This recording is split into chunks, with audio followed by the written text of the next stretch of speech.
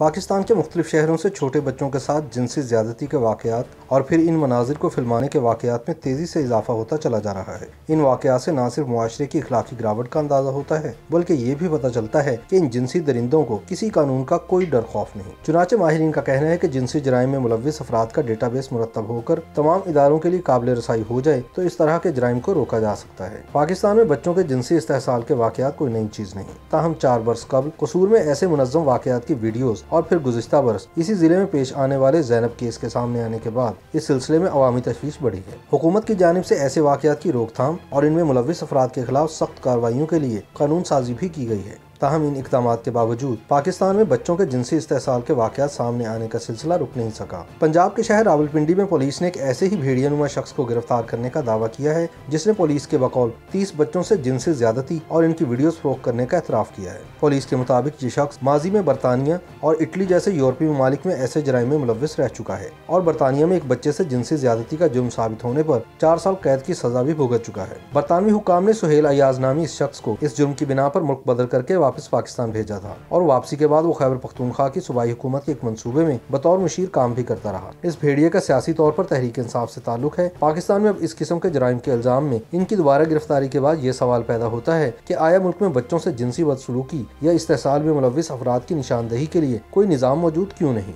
पाकिस्तान के हमसाया ममालिक इंडिया समेत दुनिया के कई ममालिक में इस मसले के तदारुक के लिए सेक्स ऑफेंडर रजिस्ट्री नामी एक फहरिस्त मुरतब की जाती है जिसमें जिनसी जराइम का मुर्तकिब अफराद के नाम शामिल किए जाते हैं। बरतानिया में जब भी कोई शख्स किसी ऐसी नौकरी के लिए दरख्वास्त देता है जहां उसे बच्चों के साथ काम करना हो तो इस बात को लाजमन यकीनी बनाया जाता है कि इसका नाम कहीं सेक्स ऑफेंडर रजिस्टर में तो मौजूद नहीं। इस फहरिस्त में शामिल अफराद पर कई तरह की पाबंदियां आयद हो सकती हैं, मसलन इंटरनेट का इस्तेमाल, स्कूलों या डे केयर सेंटर्स के पास रिहाइश, बच्चों के पास मौजूदगी वगैरह वगैरह, ताकि खासतौर पर बच्चों के खिलाफ इस तरह के जराइम का इंसदाद किया जा सके। बच्चों के हकूक के लिए काम करने वाले समाजी कारकुन और कानूनदान राना आसिफ हबीब का कहना है कि पाकिस्तान में अभी तक ऐसा कोई मरकजी डेटाबेस मौजूद नहीं जो जिनसी जराइम में मुलव्विस शख्स की निशानदेही कर सके और इन पर मुसलसल नजर रखी जा सके। इनका कहना था कि ज्यादा से ज्यादा ममालिक के साथ अगर मुजरिमान के डेटा के तबादले के 2 तरफा मुआहदे हों तो इस तरह के वाकयात को कम किया जा सकता है। सुहेल अयाज के मामले पर बात करते हुए राना आसिफ का कहना था कि हर डिपोर्ट होने वाले शख्स के साथ मुकम्मल दस्तावेजी सबूत होते हैं कि इन्हें क्यों डिपोर्ट किया जा रहा है और सवाल ये है कि डिपोर्ट होने वाले इस शख्स का रिकॉर्ड पाकिस्तान में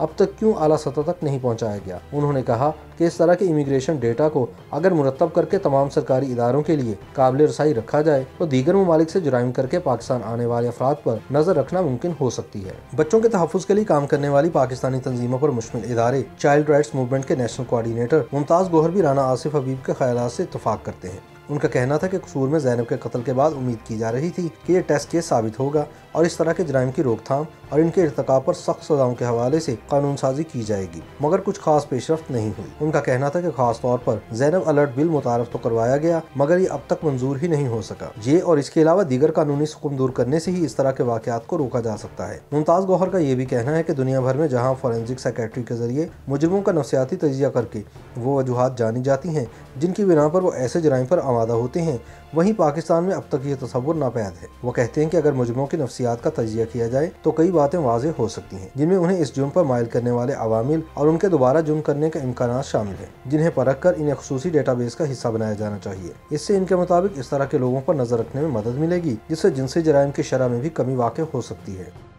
YouTube पर गुगली टीवी देखने के लिए youtube.com की सर्च बार में गुगली टीवी टाइप करें। गुगली टीवी के पेज पर सुर्ख रंग के सब्सक्रिप्शन वाले बटन पर क्लिक करना ना भूलिए। YouTube पर अपलोड होने वाली वीडियो से बाखबर रहने के लिए बेल आइकॉन पर क्लिक कीजिए। आपको हर नई आने वाली वीडियो के बारे में नोटिफिकेशन मौसूल हो जाएगा।